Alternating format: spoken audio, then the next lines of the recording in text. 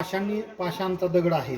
या ठिकाणी छोटे छोटे हौद केलेले आहेत, जे पावसाचं पाणी आहे त्या डोंगरातून झिरपून या ठिकाणी येणार आणि ह्या ठिकाणी येऊन या ठिकाणी पाण्याची व्यवस्था इथल्या साधकांची व्हावी किंवा बौद्ध अनुयायांची व्हावी, अशा प्रकारची एकंदरीत या ठिकाणची व्यवस्था पूर्णतः आणि महत्त्वपूर्ण ही व्यवस्था या ठिकाणी चढावर येऊन सुद्धा व्यवस्था केलेली, अभ्यासपूर्ण असे हे कोरीव काम केलेले या ठिकाणी आपल्याला दिसून येतं. आणि आज सुद्धा ज्यावेळेस आपण पाहतोय की आज सुद्धा ह्या पाण्याचा पिण्यासाठी वापर केला जातोय.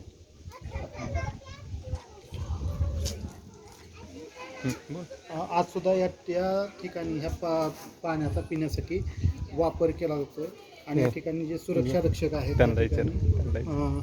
पूर्णतः त्यांचे दाखवले नाव घेतले, हे जे सुरक्षा रक्षक आहेत त्या ठिकाणी त्या पूर्णतः ह्या कोरीव कामाचे जे लेण्यांचं आहे हे रक्षण करण्याचं काम करत आहेत. त्या लोकांची सोय व्हावी इथं जागेवर जे आहेत तिथलं जातो.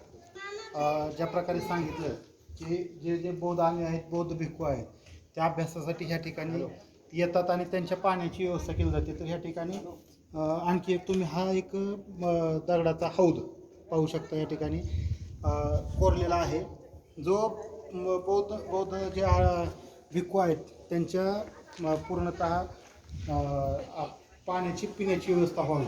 या ठिकाणी एक ही जी गुफा आहे किंवा हा इथं जी बसण्याची व्यवस्था आहे जरा थोडीफार ही मोडकळी झालेली आहे, परंतु या ठिकाणच्या काही 1, 2, 3, 4 आणि 5 या काही 3, 4 ज्या काय जी बसण्याच्या जी जागा आहे त्या म्हणजे एकंदरीत कशा प्रकारचे हा एक आकृतीचा नमुना आहे, हा अभ्यास पूर्ण आहे. या ठिकाणी काही गोष्टी ज्या आहेत या ठिकाणी तुम्ही पाहू शकता की आता इथं पाली भाषेमध्ये काही काही संदेश लिहिलेले आहेत. तिथं ते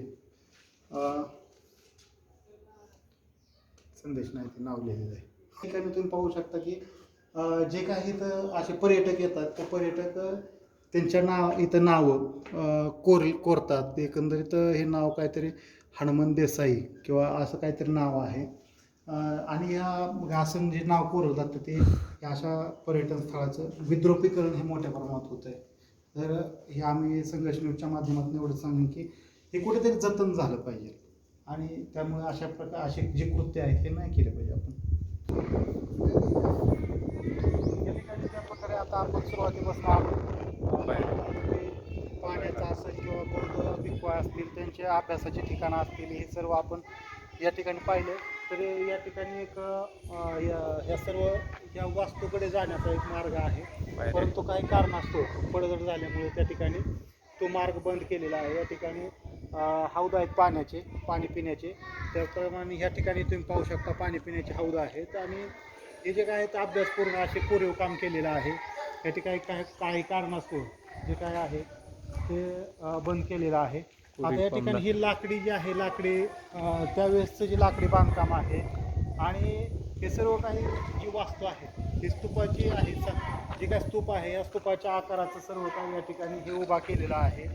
आणि अभ्यासपूर्ण अशी ही सर्व काही कारला भाजी लेणी आहे. तर या ठिकाणी पर्यटकांनी अवश्य यावं आणि हे जे काय अद्भुत असं दगडामधील आखीव रेखीव काम आहे हे आपण पाहणं गरजेचं आहे. त्याचप्रमाणे या ठिकाणी पायऱ्यांचा आकार ज्या प्रकारे एखादा इंजिनियरने एकंदरीत तंतोतंत आणि फेसोफेस अशा आकाराच्या पायऱ्यांचं कोरीव आणि आखीव रेखीव काम करावं, तशा प्रकारे ह्या पायऱ्यांचं सुद्धा आखीव रेखीव असं काम केलेलं आहे. वरच्या बाजूला सुद्धा आपण वरच्या बाजूला सुद्धा आपण पाहतो की जे काही बौद्ध भिक्षू आपलं जे बौद्ध भिक्खू होते त्या बौद्ध भिक्खूंसाठीच्या अभ्यासाची पूर्णतः व्यवस्था केलेली आहे. हे सर्व काय आहे या ठिकाणी मूर्त्यांचं जे आखीव रेखीव आणि घडीव काम केलेलं आहे. वरच्या बाजूला सुद्धा आता हा डोंगर जो आहे, हा डोंगर हा पाषाणाचा दगड आहे. ह्या दगडातून हे जे काय एकंदरीत जे काम केलेलं आहे हे प्रेक्षणीय आणि विलोभनीय असं मनाला कुठेतरी एक शांती किंवा एकंदरीत आल्हाददायक वातावरण निर्माण करून जाणारं हे सगळं वातावरण आहे. तर ह्या ठिकाणी येण्याचा एकंदरीत मार्ग म्हणजे ज्यावेळेस आपण पुण्यामध्ये उतरतो त्या पुण्यावरून या ठिकाणी लोणावळाला लोकल जाते. त्या लोकलमध्ये जर आपण बसलो तर कामशेत मलवळी तर जे काय मळवली असं जे गाव आहे ह्या मळवलीवरून ज्यावेळेस आपण 2 ते 3 किलोमीटरवर येतो त्यावेळेस ह्या भाज्या लेणी या ठिकाणी आपल्याला दिसून येतात. तर ह्या गावामध्ये ह्या भाजी म्हणून गाव आहे तिथं ह्या लेण्यांमध्ये आपण येऊन तिथं जे काय यांचं 25-30 रुपये जे काय तिकीट आहे हे देऊन आपण ह्या लेण्यांचा पर्यटक ह्या लेण्यांचा एकंदरीत पूर्णतः आस्वाद घेऊ शकतो.